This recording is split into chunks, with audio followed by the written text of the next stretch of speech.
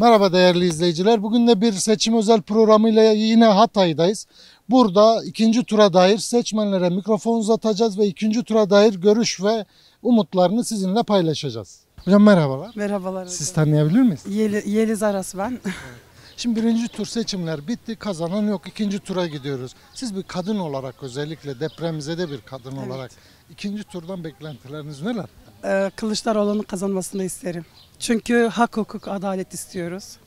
İnşallah olur hocam. Yani ikinci turda bir iktidar değişimi olursa sizce neler değişir? Bence çok güzel şeyler olacak diye düşünüyorum. Ne gibi mesela? Ne olabilir? Mesela en azından Hizbullah'la birlik olmayacağız. Ve satılan ülkemize sahip çıkacağız. Peki buradan sandığa gidecekler için, oy kullanacak seçmenler için çağrınız neler? Onu da alabilir miyiz? Lütfen gençlerimiz, çocuklar, gençler, herkes, yaşlılar lütfen elinizi vicdanınıza koyarak gençlerimizi düşünelim. Onların geleceği çok önemli. Yani içimiz kan ağlıyor. Depremi yaşadık. 3 gün ölüme terk edildik. Bunu asla unutmayacağız ve bize küfür edildi. Yani çok üzülüyorum. Çok üzülüyorum hocam. Sizin bu ikinci turdan beklentileriniz neler, umutlarınız neler olsun istersiniz? Kılıçdaroğlu kazanacak inşallah. En büyük terörist Tayyip Erdoğan'dır. Şu anda çamur atıyor Kılıçdaroğlu'na. Hüdapar kim? Önce onu sorgulasın. Özellikle biz belediye çalışanlarına taşerondan kadroya geçirecek dedi. Hani o sözü? Önce o sözünü yerine getirsin. Bunu söylüyorum ben. Peki hani olası bir değişimde neler değişecek sizce? Yani bugün olmayan ya da olumsuz olan neler olumlu olacak? Sizin düşünceniz neler? Nasıl görüyorsunuz? En azından şu satılanlar belki geri gelir. Bu şeylim neydi o? Hastaneye garantili, geçiş garantili, hasta garantili. Onları belki o beşli çetenin elindeki paraları geri alır. O zaman Türkiye düzelir. 21 yıl bir insanı, bir aileyi yönetemez yani. Yani bir Türkiye'yi bir 21 yıl daha kötüye götüremez. Yani benim düşüncem. Şimdi şöyle bir şey var. Hani ilk turda da gördük. Ne yazık ki seçim güvenliği diye bir şey var. Evet. Bu aslında ayıp bir şey. Yani gidersiniz demokratik bir ülkede oyunuzu kullanırsınız ve sandığa giren çıkar aslında. Buna dair sizin bakış açınız ne? Seçmenler nasıl davransınlar? Bu konuda da görüşlerinizi alabilir miyiz? Seçmenlerde çok aşırı bir baskı var. Özellikle İşkur'a alınanlar. Onlarda aşırı derecede baskı var. Onlara şu anda fotoğraf çekilip gelinmesi isteniyor. 3 aylığına işçi alınıyor. Onlara da Tayyip Erdoğan'a ya oy verirsiniz ya da işinizden ederiz. Yani özellikle bunun kalkması lazım. Devlet taşeron çalıştırmaz. Devlet asıl işçi çalıştırır. Ben bunları söylüyorum. Peki buradan gençlere bir çağrınız var mı? Ne yapsınlar? Nasıl davransın? Özellikle ilk defa oy kullanacaklar. Gençler görüyor. Memleket kötüye gidiyor. Okuyan ev tutabiliyor mu? Ev kiraları aştı, nereye gitti? Bugün KHK yurtlarında kalanlar var. Onlar ücretlerini ödeyebiliyorlar mı? Özellikle gençlerde isteğim şu an refah içinde okuyabiliyorlarsa versinler. Okuyamıyorlarsa kendileri bir önlerine sandık indiriliyor. Söyleyeceğim bu kadar. Peki teşekkürler. Ben teşekkür ediyorum. Şimdi ilk tur seçimleri oldu. İlk turun kazanan yok. İkinci tura gidiyoruz. Bu turdan beklentileriniz neler, umutlarınız neler bizimle paylaşabilir misiniz? Aslında şöyle açıklayayım. İlk turu kesinlikle ve kesinlikle Kemal Kılıçdaroğlu kazandı. Bir takım manipülasyonlar yüzüne efendime söyleyeyim işte halka istibdatlar uygulayarak, halkı sindirerek yine Tayyip Erdoğan ve rejimi seçimi almış havasına girdi. Ama kesinlikle Kılıçdaroğlu kazandı. Ki buradan da bütün direnen halklara, bütün direnen arkadaşlara ve bütün hak, hukuk, adalet mücadelesi veren arkadaşlarımıza bin selam olsun. İkinci turda kesinlikle sandıklara sahip çıkmalıyız, bu bir. Kesinlikle ve kesinlikle Kemal Kılıçdaroğlu'nun dediği gibi sandık başında dahi, sigara dahi içmeye çıkmayalım arkadaşlar. Çünkü bu bizim son dönemecimiz, bu bizim son seçimimiz, bu seçim çok önemli. Çünkü bu seçimi yine Tayyip Erdoğan ve avaneleri Tayyip Erdoğan rejimi alırsa, tamam, biliyorsunuz ki şu an Tayyip Erdoğan'ın bir koltuk değneği de Hizbullah oldu. Tamam mı? Kesinlikle ülke farklı yönlere doğru evrilecek bundan sonra. Kesinlikle kimse adalet mücadelesi yapamayacak. Kesinlikle kimse özgürce düşüncelerini ifade edemeyecek. Yani bu seçim çok önemli. Çok önemli ve dediğim gibi bu seçimde mutlaka ve mutlaka sandıklara sahip çıkacağız. Türkiye'deki halkları ve Türkiye'deki insanlarımızı da şu şekilde uyarmak istiyorum. Kesinlikle hangi fikirde olursa olsun, hangi görüşte olursa olsun onları sağduyuya davet ediyorum. Kesinlikle akil olalım. Kesinlikle birilerinin dürtmesiyle bu ülkeyi karıştırmayalım arkadaşlar. Emin olun ki biz de onu başkan yaptırmayacağız. Biz de ona balkon konuşturması yaptırmayacağız. Emin olun ki biz de ona bu ülkeyi sattırmayacağız. Hocam şimdi birinci tur bitti. Kazanan belli olmadı. Şimdi ikinci tura gidiyoruz. Sizin bu turdan beklentileriniz, umutlarınız neler? Kısaca alabilir miyiz? Valla beklentim çok aslında. Tabii Kılıçdaroğlu kazanırsa bir sürü beklentimiz olacak ama kazanmazsa her şey daha da kötüye gidecek. Yani inşallah kazanır ki dediği gibi inşallah yine baharlar gelir. Yani Peki hani yani ne yazık ki seçim güvenliği diye de bir şey var. Yani aslında ayıp bir şey ama var. Şimdi buna dair izleyicilerimize söylemek istediğiniz nasıl davransınlar? Gidip oy kullanıp gelmek yetiyor mu? Yani tabii ki ilk önce herkes oyunu kullansın ve herkes sandıkların başından ayrılmasın diyorum. Yani herkes çocuklarının geleceği için gerçekten gençlerimizin, kızlarımızın geleceği için herkes gidip oyunu bıraksın ve herkes vicdanıyla oy bıraksın. Ve sandıkları da bırakmasınlar yani. Öyle. Peki buradan kadınlara son söyleyeceğiniz bir şey var mı? Ne yapsınlar, nasıl davransınlar? Kadınlar. Kadınları sahipleştirelim diyor ya. Yani özellikle kadınlara çağrım var. Yani sandıklara gelin. Bizim geleceğimiz için, haklarımız için. Yani ne diyeyim bilmiyorum ki. Teşekkürler. Ben teşekkür ederim. Sizle devam edelim. Siz ne düşünüyorsunuz ikinci turda? Beklentileriniz, umutlarınız neler? Yani her şey çocuklarımız için bence. Gençler için. Hani bizden geçti belki ama gençlerimiz, okulları her şey yani geçti gitti yani. Yani bir yıl korona, bir yıl bilmem deprem yani bilmiyorum kadınlarımız için özellikle. Hüdapar Partisi için diyorum. Kadınları yani sahiplendireceklermiş. Öyle bir şey olmasına izin vermesinler yani. Tek temennimiz bu yani. Kısacası bu ülkede kadınların hiçbir hakkı, değeri yok. Ama gerçekten öyle. Elini vicdanına koysun ve öyle sandığa gitsin. İnşallah artık değişsin diyoruz. Değişim zamanı diyoruz. Şimdi birinci tur seçimleri oldu. Kazanan yok. İkinci tura gidiyoruz. Siz bir genç kadın olarak ikinci turdan ne bekliyorsunuz? Bir öğrenebilir miyiz? İkinci turda kesinlikle Kılıçdaroğlu'nun kazanmasını bekliyoruz. Yani o kadar milyonlarca insanın onu desteklediğini görüyoruz ve hala kazanamaması çok saçma. Zaten hile olduğu da çok belli herkes tarafından. Yani ben bir kadın olarak özgür olmak istiyorum. Özgürce dolaşabilmek istiyorum. Eğitimden memnun değiliz. Hiçbir şeyden yani. İyi bir eğitim istiyoruz, iyi bir gelecek istiyoruz. Özgürce dolaşabilmek istiyoruz. Mecliste Hizbullah istemiyoruz en başından. Üzerimizde hak tanınmasını istemiyoruz. Üzerimize verilen, bize verilen haklardan men edilmek istemiyoruz. O yüzden bu hükümetin gitmesini istiyoruz. Kesinlikle yenilik istiyoruz. Yani bilmiyorum eğer Kılıçdaroğlu kazanırsa ki çok nasıl diyeceğim size güveniyoruz. İyi bir gelecek inşa edecek gibi duruyor. Öyle hepimiz buna güvenerek hareket ediyoruz. Umarım öyle olur. Umarım düşündüğümüz gibi olur. Umarım haklarımız hep bizde kalır. Yani bunlar inşallah iş imkanımız da olur. Peki teşekkürler. ederiz. Biz teşekkür ederiz. Siz ne düşünüyorsunuz arkadaşlar? Umutlarınız, beklentileriniz neler? Ya biz aslında sadece özgürce yaşamak istiyoruz. Bu düzeni istemiyoruz. Sadece Kemal dedenin gelmesini istiyoruz.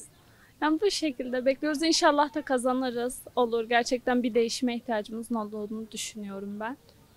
Peki genç bir kadın olarak buradan genç kadın seçmenlere söyleyeceğiniz bir şeyiniz, öneriniz var mı? Ne yapsınlar, nasıl davransınlar? Kesinlikle oy vermelerini istiyorum ben. Çünkü bir oydan ne çıkar diye düşünen çok kişi var.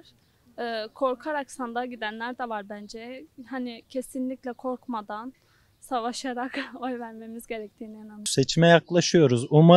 Umarım ki 20 yıldır, 21 yıldır bu yönetim hiçbir şey yapamadıysa umarım değişecek. İnsanlar bunu umarım göreceklerdir. Umarım dümdüz ilerlemeyeceklerdir. Peki bir genç olarak buradan gençlere söylemek istediğiniz bir şey var mı? Yani sandığa gitme noktasında, sandık güvenliği noktasında.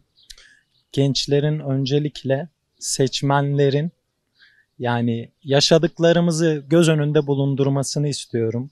Hani hiçbir şekilde bu iktidar bize bugüne kadar hiçbir şey yapamadı. Hepiniz biliyorsunuz. Yani nelerimizi satmadılar ki.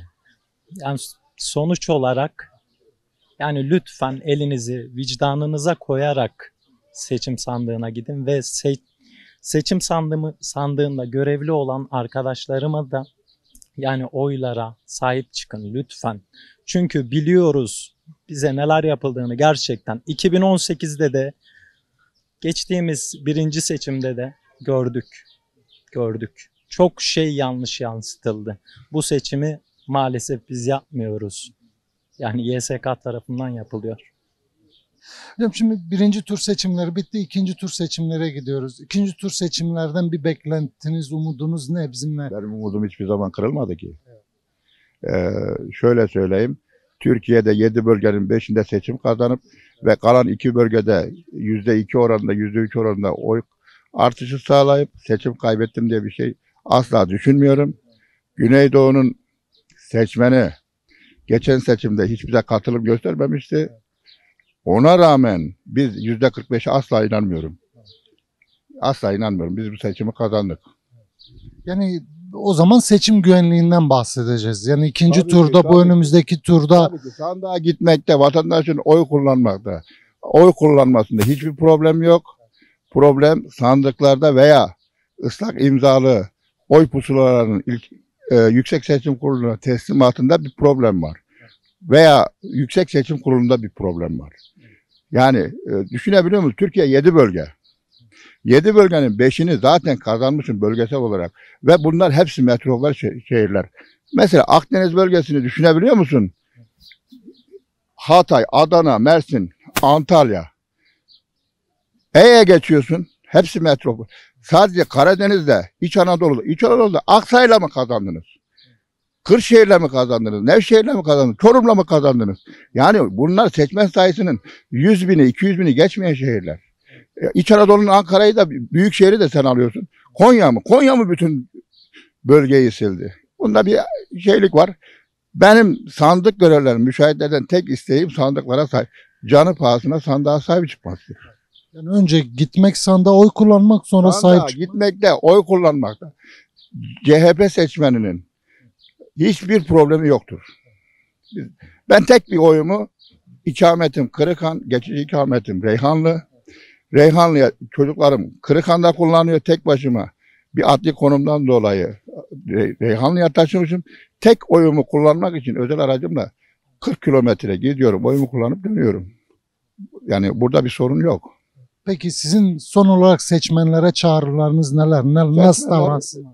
Her şeye rağmen gidecek sandığa. Sandığa gitmediğimiz sürece tabii ki kayıptasın. Sandığa sahip çıkacaksın, sandığa gideceksin. Bu seçimlerden bir genç olarak beklentileriniz neler? Umutlarınız neler? Ya tabii ki ikinci turda umudumuz daha yüksek. Yani hiçbir nasıl diyeyim işte bir ümitsizlik yok. Kazanacağımızdan kesinlikle eminiz.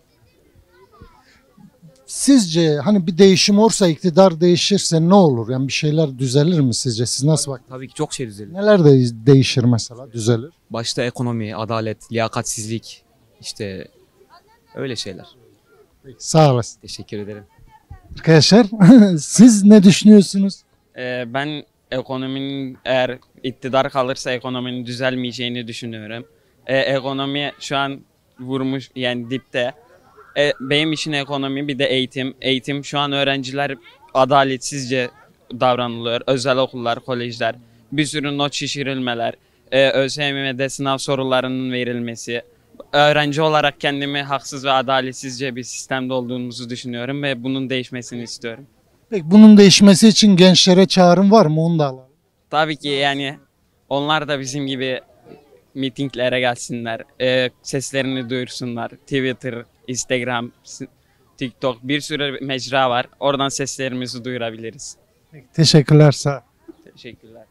Sen ne düşünüyorsun? Sen de görüşlerini alalım. Gençlik her zaman iyidir. Mesela Türkiye'nin güzelleşmesi konusunda değişiklik her zaman iyi olacaktır. Yani ikinci turda mesela gençlerin hepsi oy kullansa, herkes oy kullansa çok daha iyi olur. Yani gençler yani bir oy da bir şeydir. Bir oy bir şey değildir demesinler. Herkes oyunu kullansın. En iyi olacak şekilde. Şimdi birinci tur seçimler oldu, kazanan olmadı. İkinci tura gidiyoruz birkaç gün içerisinde.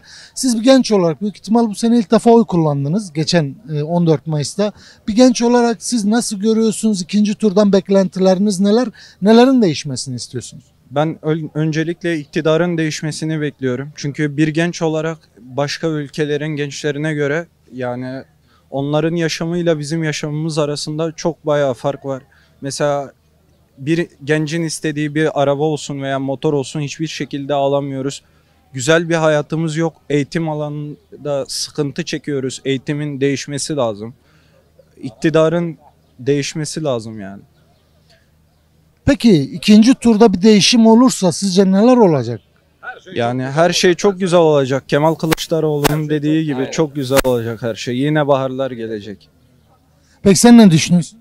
Abi valla bu durumda artık yapacak bir şeyimiz kalmıyor yani cebimizde para olmuyor. Öğrenciyiz zaten. Okumak için yani burada durumumuz da yok artık. Yapacağımız bir şey kalmıyor. Ekonomik sıkıntılar, para gücü sorunlar var abi. Üstüne malum kişi gelirse daha kötü olacak bizim için. Artık tek sorun yurt dışı çıkmak kalacak abi. Yani böyle devam ederse çok kötü olacak durumumuz. Zaten şu anda ekonomi çok kötü, hiçbir şey yapamıyoruz burada. Üstüne zaten biz depremzede olduğumuz için burada yapacak bir şeyimiz yok. Çıkamıyoruz bir yere. Ailelerimiz, arkadaşlarımız vefat ettiler yani. Peki son olarak gençlere buradan çağrınız neler? Kemal Kılıçdaroğlu. Oy versinler abi. Gençliğimiz CHP'yi desteklesinler. Bu kadar basit. CHP'yi Niye desteklesin? Çünkü adamın vaatleri çok iyi. İnsan olduğunu hissediyorsun. Hakkı değil mi bu adamın yani iyi bir yaşam standardı olması? Kötü bir şey mi? İstemez misin sen bunu? Tabii ki. Niye kendine layık görmüyorsun? Oğullar kendine layık görmüyor mu bunu? Bu kadar. Bizim abi Yani tek bu kadar. isteğimiz birliğimizdir, beraberliğimizdir. Ayrıştırmadan, bölmeden, parçalamadan biz burada insanca yaşamak istiyoruz. Bu kadar. Başka hiçbir şey isteğimiz yoktur. Bunlar böldü, parçaladı. Artık sağımızı, sonumuzu bilmiyoruz, göremiyoruz. Anlatabildim mi? İşsizlik zaten almış başını gidiyor. Hiçbir şey doğru gitmiyor abim. Hiçbir şey ama hiçbir şey. Daha ne diyeyim? Türkiye'yi batırdılar. İnsanlarımızı göç ettirdiler. İşsizlik almış başını gidiyor aynı şekilde. İnsanlar artık kardeşliği, akrabasını, dostunu tanımaz hale geldik abim. Biz burada büyük bir felaketten geçtik. Büyük dramlar yaşadık burada. Tamam mı? Bizi bu halimizle terk edildik. Yok olduk burada abim.